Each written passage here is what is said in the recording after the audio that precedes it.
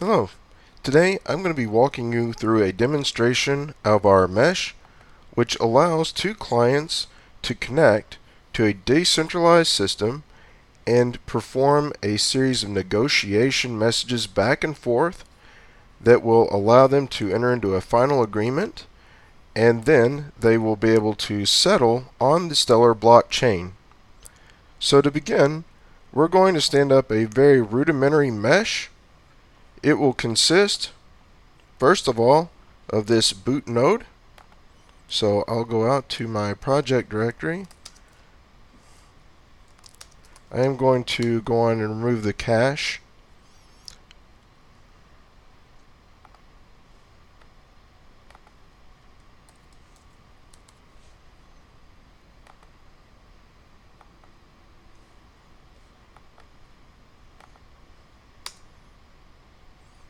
And here we see this is all that's required to stand up a boot node. Now we can stand up additional nodes. They would connect to the boot node, and as they connect, share their addresses, adding them to the directory, causing the mesh to spread.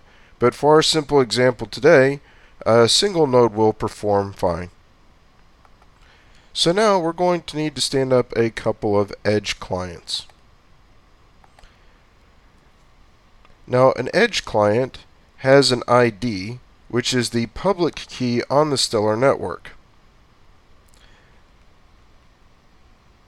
I'm going to scroll down.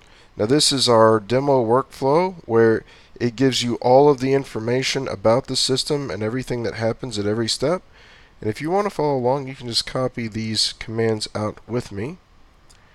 But we're going to stand up one mesh node for a client that we will call Ricky. I meant to say we're standing up an edge client. We're standing up an edge client for Ricky.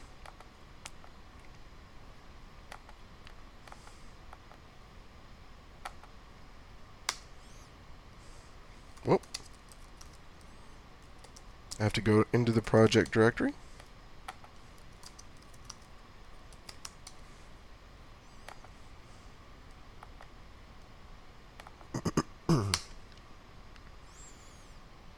And we can see that Ricky has connected to the mesh.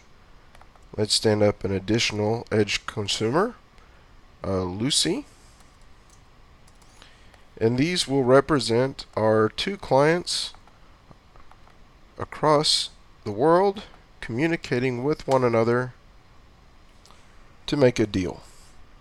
Okay, so for our first and simple example, we will use Lucy to make a proposal. Now normally, in a finished product, there would be a consuming application. There would be a GUI that would put together this JSON and provide it to our app. But for the sake of simplicity, we're going to copy our JSON directly in as if it came out of a GUI. And we can see that we put in a request ID here of ABC1234. We have the maker ID, which is the Stellar account ID of this individual.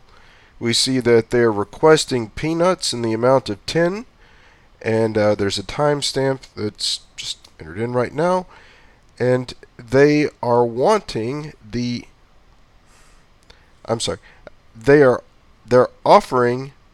they're offering a native currency, which is lumens, and the offer amount is 1, and they are requesting peanuts in the amount of 10. So because Lucy is making an offer and she is using the native currency of lumens, that makes her both the maker and the buyer. Now if we go over to Ricky's terminal, you'll see that this offer has gone through the mesh, and clients on the mesh can see this out there as a proposal which is on the table. Now we'll pretend that Ricky looks at this and thinks that looks like a pretty good deal. So he's going to take Lucy up on that offer. So we will have Ricky enter an acceptance.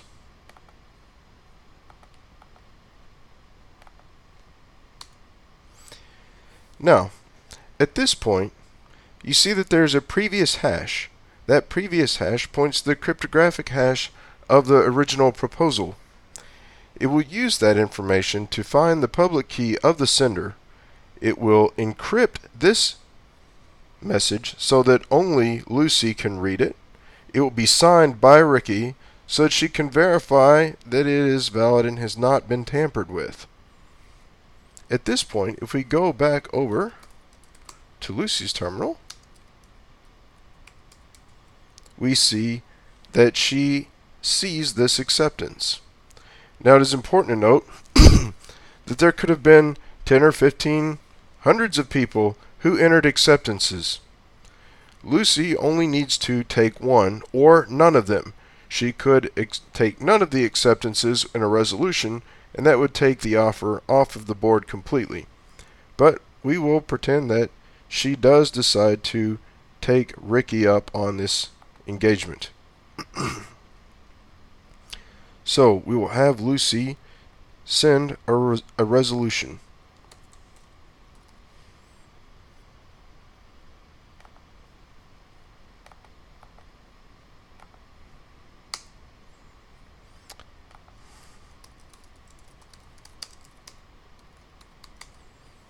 Ricky can now see that the proposal was resolved, taking him as the taker ID.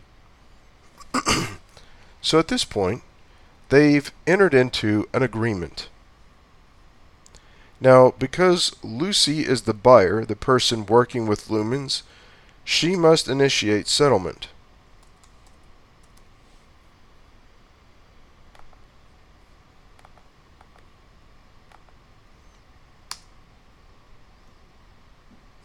Now, what this is doing, it will put together an escrowed account that will have signatures for the maker, which is Lucy, the taker, who is Ricky, a jury, and they are all weighted at 1, and the escrow account itself has no control at all. So with 2 signatures, you could disperse these funds. Now, all this information is again encrypted and signed and sent over the mesh, so that it is available for Ricky to view.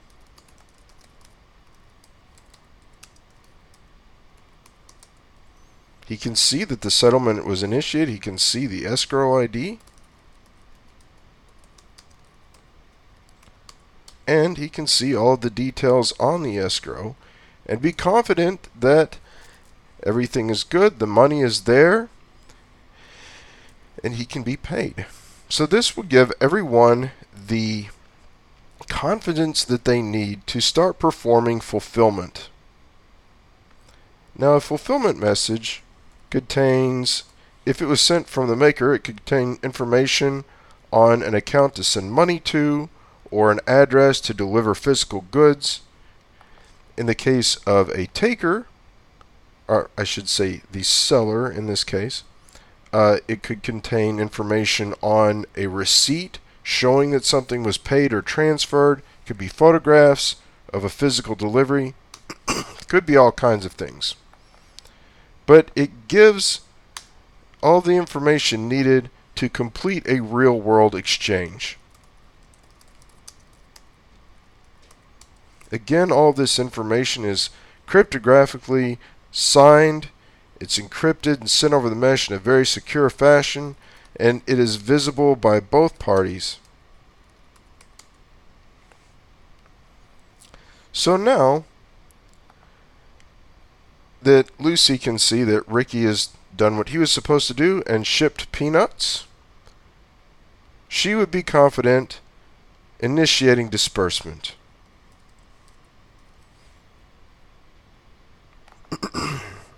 And what this will do, it will put together a transaction that will pay the seller in the form of lumens. It puts it in a signature required message, signs it, encrypts it, sends it over the mesh. Ricky can now see that.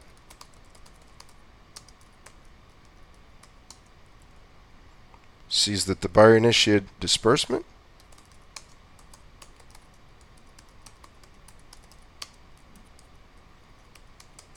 And can see all of the operations on the pending disbursement.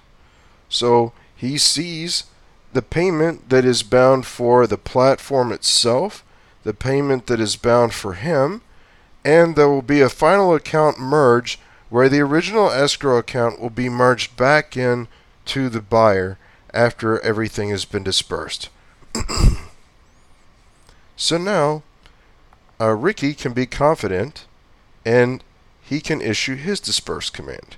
And in doing so, what that will do is it will put his signature on the transaction and submit it to the Stellar blockchain, causing everyone to get paid. Now we can actually see this. We'll go out and we will look.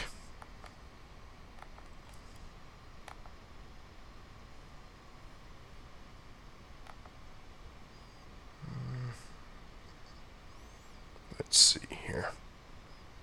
We'll go to Stellar Explorer. We'll make sure we're on the public network in this case because we're working with an actual account.